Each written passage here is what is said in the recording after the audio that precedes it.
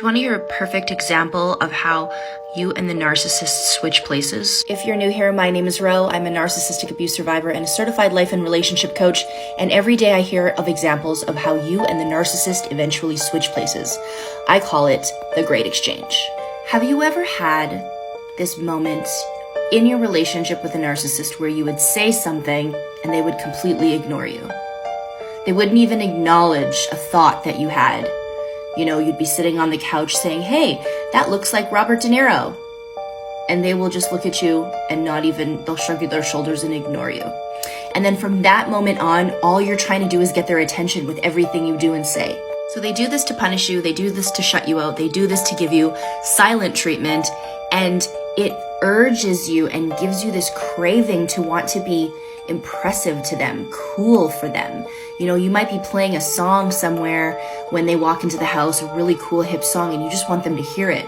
Or you might amplify the way you do things or parent your kids, or you're cooking the best dinner because you just want to show them that you're important and that you matter.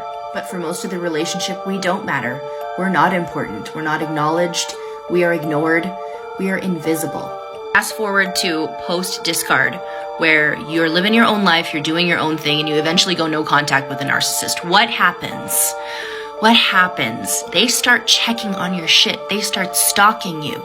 They start watching your every move, harassing you. They'll notice every little thing about you. They'll notice if you changed your hair. They'll notice if you're talking to this person, talking to that person. They'll even notice if your speech has changed, if you're saying different words or you sound different. They're going to notice every little thing about you because they're watching you so meticulously. They become obsessed with you. And now they move to trying to get your attention.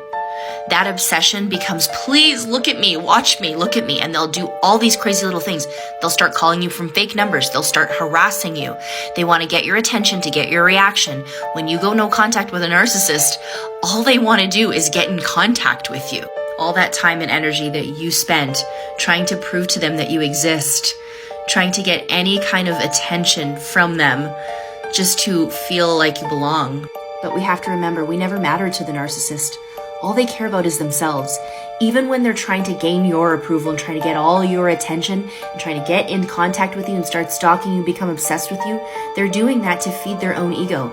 It was never about us. And this obsession that they have with you, this desperation for your attention, is a really sad and depressing place. The exact same place that you felt when you were made to feel invisible by them. That's where they are now. The tables always eventually turn.